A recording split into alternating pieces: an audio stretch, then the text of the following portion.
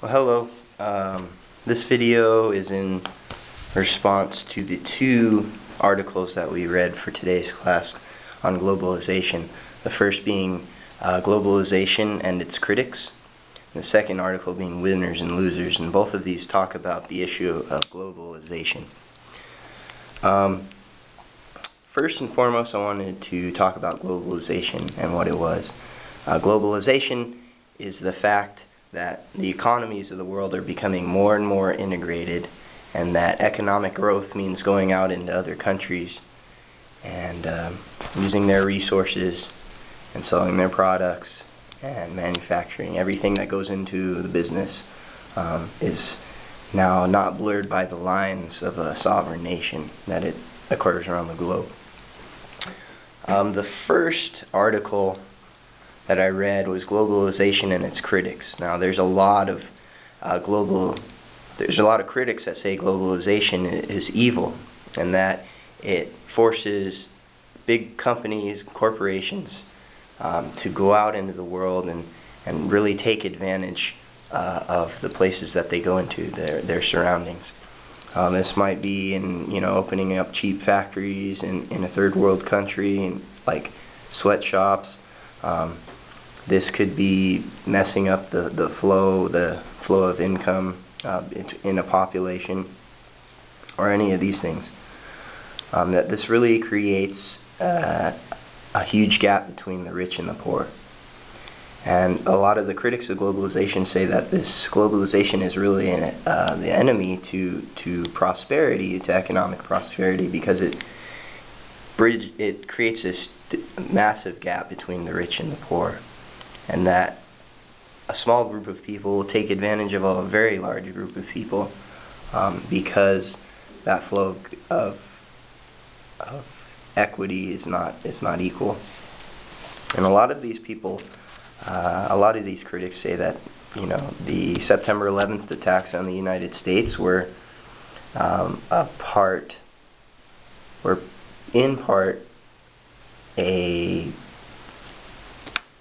basically it was an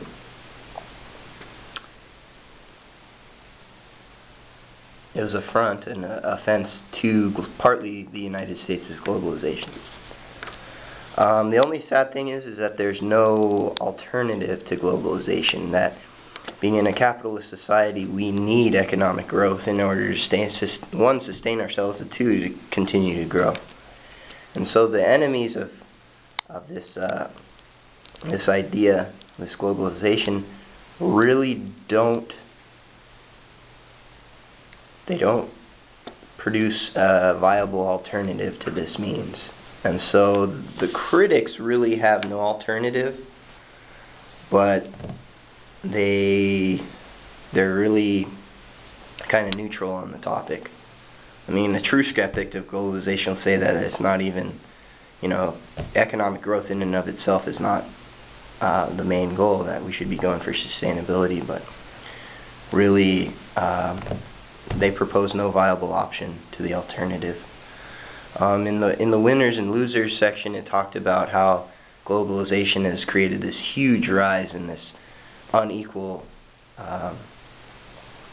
flow of equity to countries, that the gap between the rich and the poor is humongous, that only in certain countries is the playing field leveled, that even the greatest call for change against globalization comes from North America, Oceania, and parts of Europe, places that it should flourish. I myself, for one, am against globalization. I understand that there can be a lot of good that comes with it, that wealth and jobs can go to the people. And certainly, from the church standpoint, ideas can permeate a civilization where those ideas might not ever have come, in hundreds of years of thought.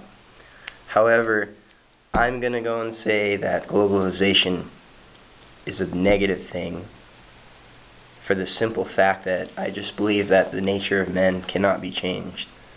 I believe if you sat 10 people in a room and you told them that their corporation or what have you is going to go into the world, that they were soon going to go international, I believe that a high percentage, probably 9 out of 10 of those people, would first think about the advantages, how they could really take advantage of the people, and so that their profits could be astronomical. I don't know, I just don't believe that. I believe that people are good, they have the capacity to be good, but their base level is that they're not good, and so I believe that globalization will naturally take a negative effect, and that advantage will be taken on the weak or the poor. And that's my video.